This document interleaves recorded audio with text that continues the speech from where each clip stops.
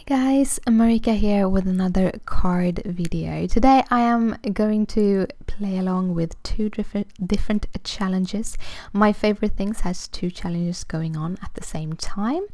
One is a sketch challenge and the other one is a color challenge. So this is my sketch of the sketch challenge, and then these are the different colors in the color challenge, which is in the buff, peach, Bellini, snow cone and craft. And I add white because I can't really do a card without white. I like a white card base or a white part of it. I'm going to replace the different card stocks that I pick out to show the different colors with other color mediums. So I'm going to use Copics for the in the buff. I'm going to use Tattered Rose for the peach Bellini. I'm going to use Tumbled Glass for the snow cone, and then I'm going to use some craft cardstock and some sweet tooth cardstock to do the card base. So start by cutting out a piece of paper with some blueprint dies. I really love this set. All of the materials are listed in the description down below and on my blog.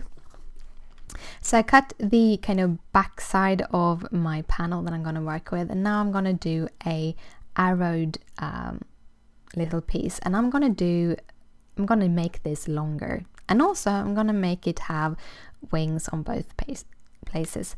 So what you do is you make sure that you place your little die so it hangs off. And the part that hangs off will not be cut. So if you see here when I remove this, you see that it is just hanging in there.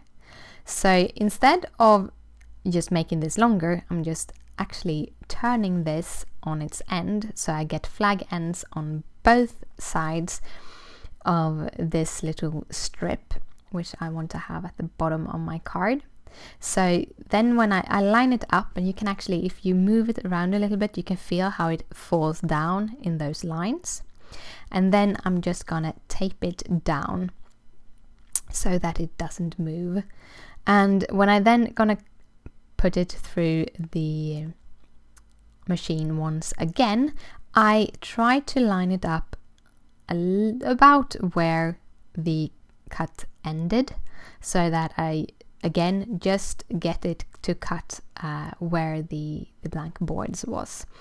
And then I have made my long piece. I'm using some scissors to just trim off that little end cut off. I now have a double flagged end piece to fit on both sides of my little for my little banner. It's a banner. I'm going to do some background with the tumbled glass. I'm starting with the tumbled glass and kind of just working around with just a simple tool. And I have very, very light pressure. If you add any kind of pressure to any kind of ink when you work on this way, you get those splotches. Now I got a few of them, but I have a little trick to kind of hide them a little bit. But I work very, very carefully to make it go up as much as I want. And my little trick is to spritz water all over it, or drop big droplets of water, let it lie for a little while. I did let it lie for like 10 minutes or half a minute or something, and then just dab it away with a paper towel, and you get those kind of water droplets on the cardstock.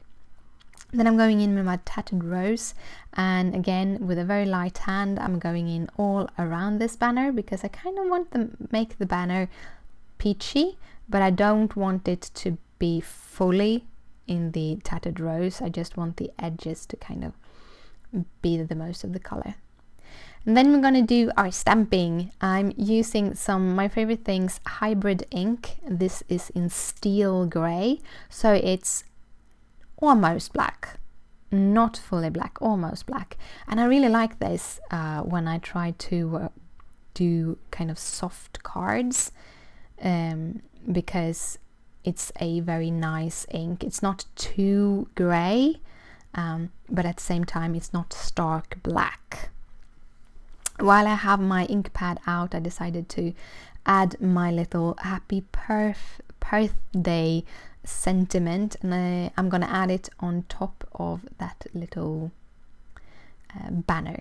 So at the right edge of the banner. I kind of like having the sentiment at the right lower part of my card, because then kind of that is the thing that your eye will land on. So for the little kitties, so I'm gonna color all the kitties. I'm using the 45, 43, 50, 55, 53, 51 and 50. And I'm actually coloring it twice, so I'm doing a double layer of my blending because it gets a little bit deeper in the color. And I'm doing that with all of the kitties, so I have the exact same base for all of them. Magic. And then I'm going in with the E55 and give all the kitties little details. So I want all the kitties to be a little bit different from each other. So for the first little kitty, I went in and just did 3 little arrows on each side, and 3 on the top. On the second, I did a little M shape on the top, and then small arrows. On the third, it's small splotches, and then on the fourth, I'm doing splotches again, but at opposite places. And to finish it off, I'm actually doing a little kitty that gets arrows all over the place. So just little, like stripy kitties. I wanted their eyes to kind of stand out a little bit, so I'm going in with my black Jelly Roll pen to give them extra little kick. And then I'm going in with my white Jelly Roll pen and adds a little bit of shine both on the nose but also in the upper corners of the eyes to make them look a little bit more alive. There are dies for these little kitties, however I have cut them all out by hand because I didn't get the dies. Stupid me. But I kind of like fuzzy cutting. It's therapy. So you can cut them out by hand, but I do recommend if you're doing a lot of them like I did today, the dies would make it go so much faster. Then I'm going for the card base, which I done with craft cardstock. This is actually Nina Desert Storm because I really like the color of the craft. It's a little bit lighter than other craft cardstocks. And I am doing a standard A2 size card, so it's 5.5 by 4.25. Also have some little sequins. This is a special sequins pack from Creator Smiles, but they are pretty pink posh ones, so you can get all of the colors from Pretty Pink Posh. Then I'm adding some foam tape to all the kitties, and I make sure to put the foam tape at the top of the head of the kitties, because then I can kind of make them hang over this little banner. So I add the banner also with the foam tape, and then I start by kind of making sure that I get them where I want them and that they actually fit, because I forgot to look if they would fit 5 in a row. But they did actually fit 5 in a row, so then I just pick off the little tape paper from the tape and push all of the little kitties down in their little row.